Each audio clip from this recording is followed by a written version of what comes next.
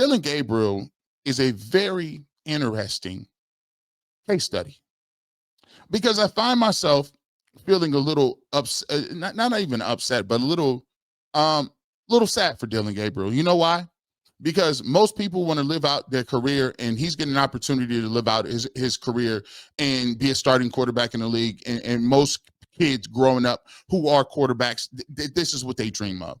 You know, Dylan Gabriel didn't draft himself, and Dylan Gabriel didn't put himself in a position where now he's being juxtaposed against somebody that's very popular, that's sitting on the bench, that's probably, well, we know it's probably better than he is. In the words of Sean King, Dylan Gabriel has never been better than Shedeur Sanders. We all knew that. But the problem is this. Once you have a head coach who has decided he is going to go down and he's going to do it his way or the highway, he puts you in a position where he's actually holding his team ransom.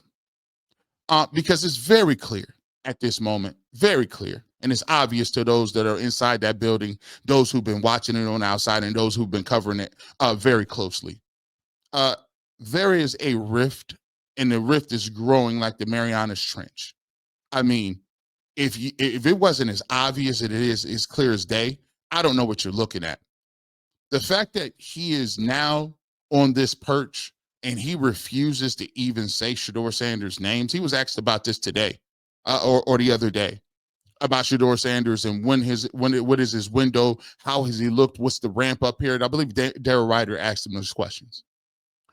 And I find it very telling that a head coach who is the head coach of a football team, that means he's the head coach for everybody.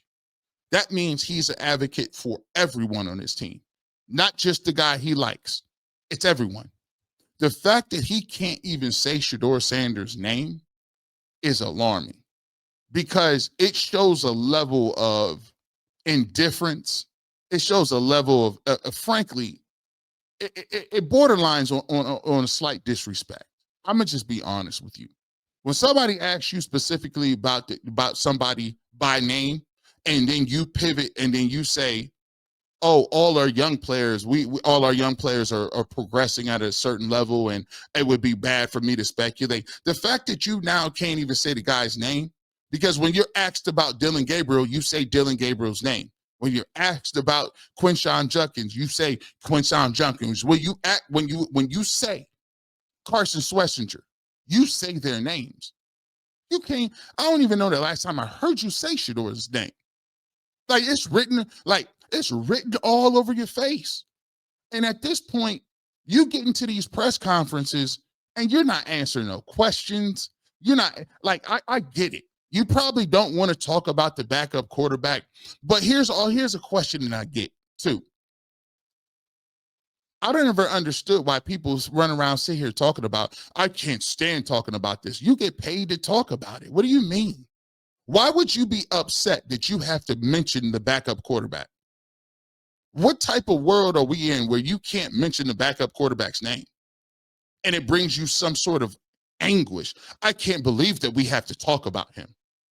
First and foremost, you're being disingenuous because you know why we're talking about him.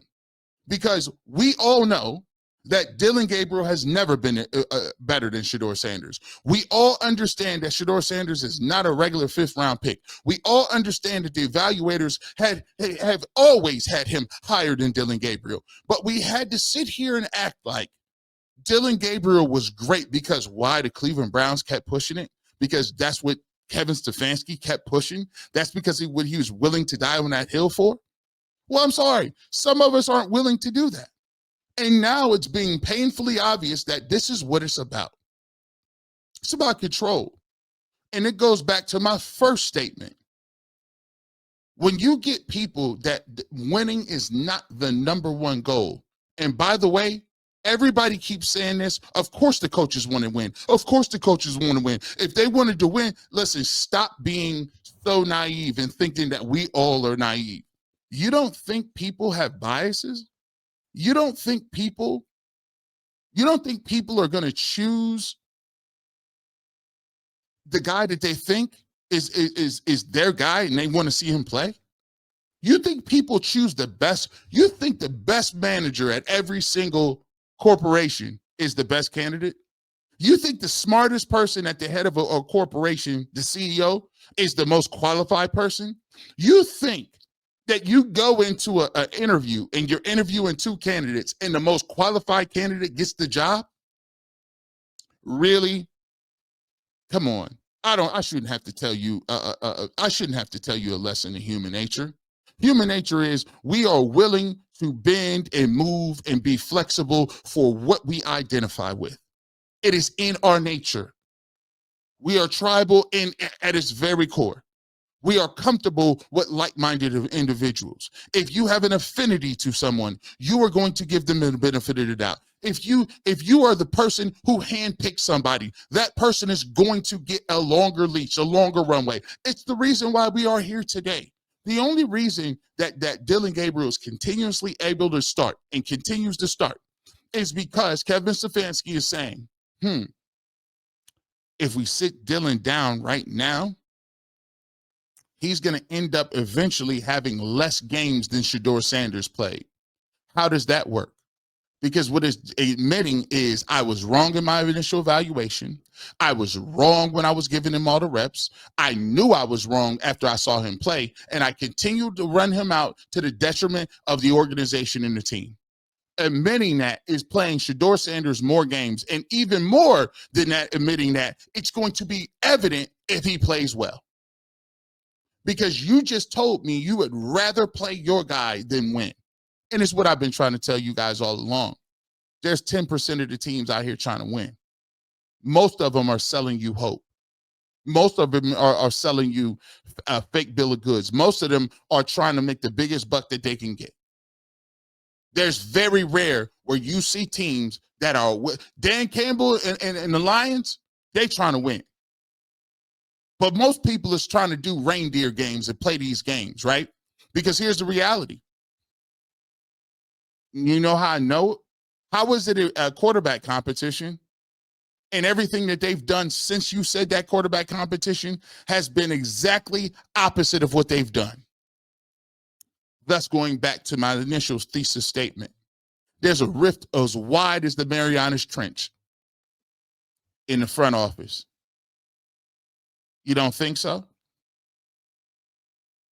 This has it written all over the place. It has it written. It is the easiest day to see. One person was representing Dylan Gabriel and took his stand. Another person was representing Shedeur Sanders and they took his stand. And now there's a vacuum of power because D. Podesta was undercover showing the door. Hey, you might want to go find you another job. Hey, bro, I'm going to give you a common courtesy. You know, if you want to get back into the game, I'll give you a nice reference, but you ain't going to be back really like that either.